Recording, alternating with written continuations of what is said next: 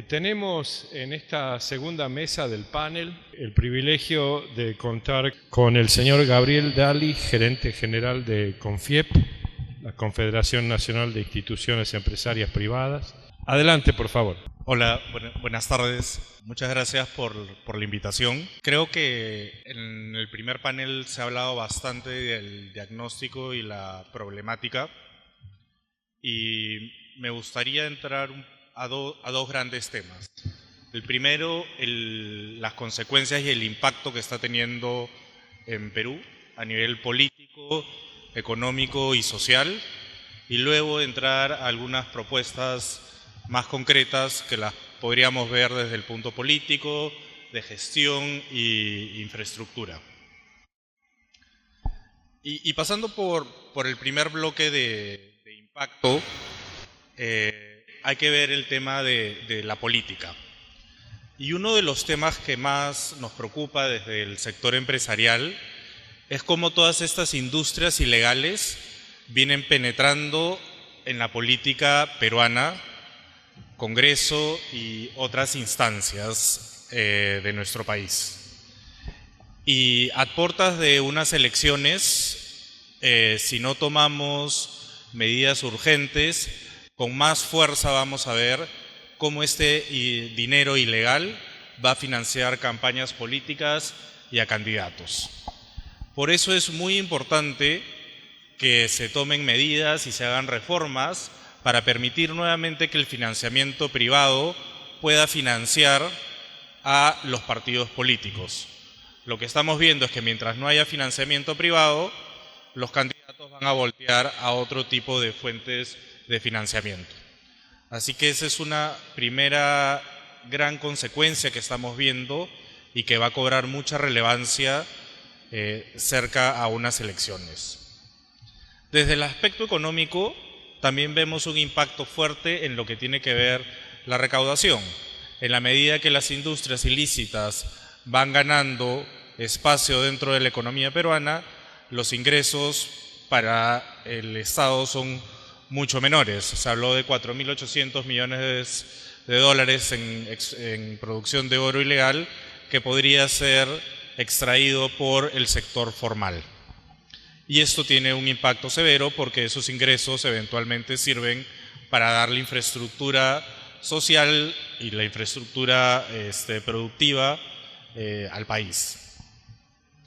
Eso también representa costos a los empresarios.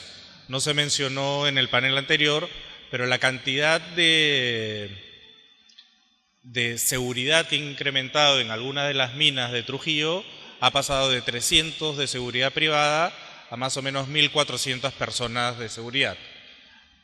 Básicamente son muchos más costos, incrementan los costos para las empresas. ¿Qué significa eso? Que las empresas son menos productivas, son menos competitivas frente a otros países de la región que también producen.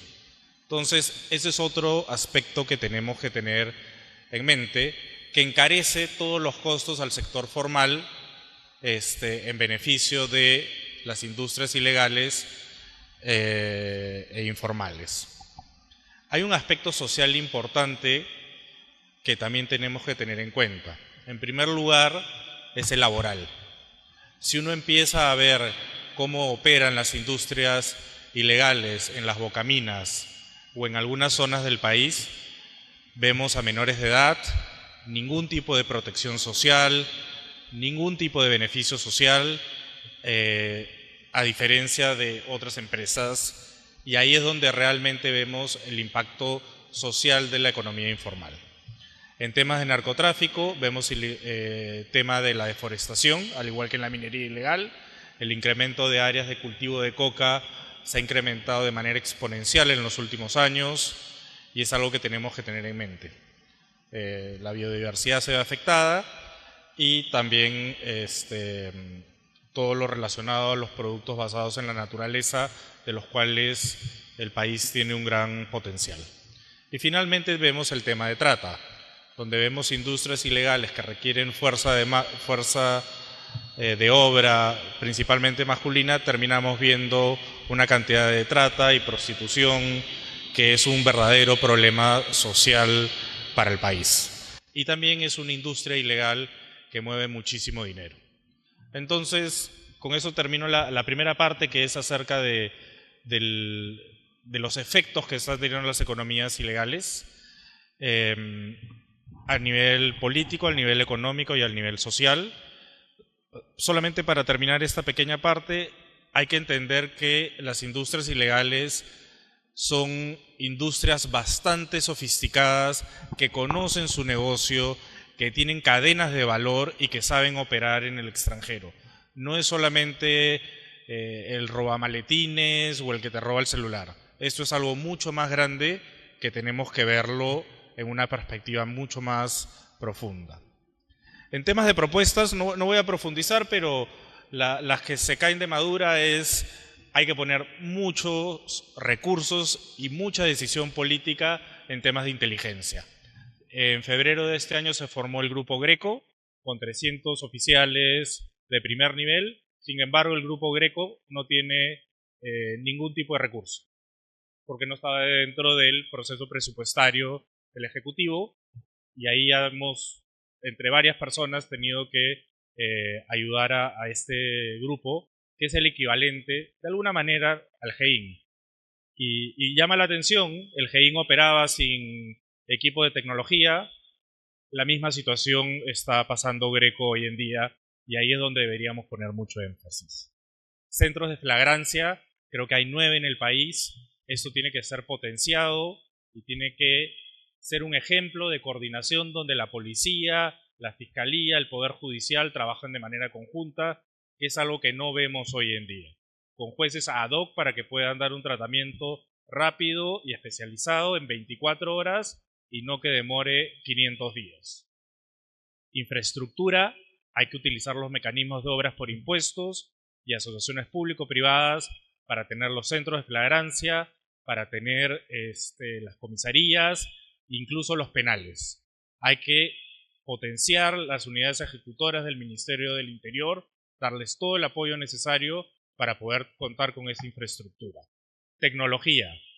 Necesitamos utilizar las bases de datos, una interoperabilidad entre las cámaras de reconocimiento facial, los requisitoriados, RENIEC, para que puedan reaccionar de manera pronta y oportuna.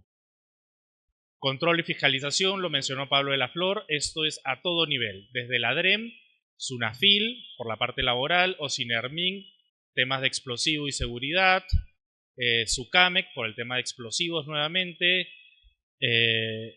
y ahí hay todo un trabajo que hacer y donde básicamente las instituciones del Estado no se están haciendo responsables y miran más a su ROF que estar tratando de colaborar para encontrar soluciones. Y 2 más para ir terminando ya. Uno de los temas que he visto que pasa con el Ministerio del Interior y la policía es que no hay mucha medición. Y lo que no se mide, no existe. Hay que empezar a medir, hay que tener información para poder dar cuenta de lo que se está haciendo. Hoy día en la mañana le hacían una entrevista al ministro del Interior de que no había hecho nada. Él tenía los datos bastante claros, pero hay que ponerlos en todo momento sobre el tapete. Esto ayuda a calibrar la política pública y además ayuda a asegurar el presupuesto. Porque en la medida que hay resultados, el MEF va a soltar la plata para que puedan hacerse mejor las cosas. Y finalmente, nosotros sí vemos desde el lado empresarial que hay una capacidad ociosa por parte de las Fuerzas Armadas que puede ser utilizada de manera preventiva en casos de patrullaje o cuarteles que no se usan, campos de tiro, para ir capacitando y tener un rol disuasivo, y hemos estimado que un 20% de apoyo de las Fuerzas Armadas podría ayudar en la parte nuevamente de patrullaje y también del uso inoperativo de los cuarteles. Y con eso cierro la parte de impacto y de propuesta. Muchísimas gracias. Genial, muchas gracias. Muy eficiente y concreto. Hay preguntas directas al señor Gabriel Dalí sobre qué propondría desde la CONFIEP para el financiamiento privado a la actividad política que usted mencionó. Pero hoy en día las empresas tienen un tope bastante bajo para poder financiar partidos políticos en una campaña. Y primacía de la realidad, básicamente, si no puedes financiar un partido político, los candidatos buscan dinero en otras cosas. Y donde más dinero hay hoy en día, y donde más intereses hay, básicamente en la minería ilegal, principalmente donde está el oro, porque si vemos cómo el precio del oro ha incrementado en los últimos años, es un negocio sumamente rentable. No tenemos en mente todavía una propuesta 100% concreta, pero creemos que sí se tiene que abrir la posibilidad de que el sector privado financie partidos políticos de la manera transparente y todo bancarizado. Existe la metodología de hacerlo a través del Banco de la Nación y que el Banco de la Nación haga la transferencia al partido político que uno escoja. Se puede también ver unos super PACs, como se han visto anteriormente, y hay distintas maneras y distintas opciones de hacerlo.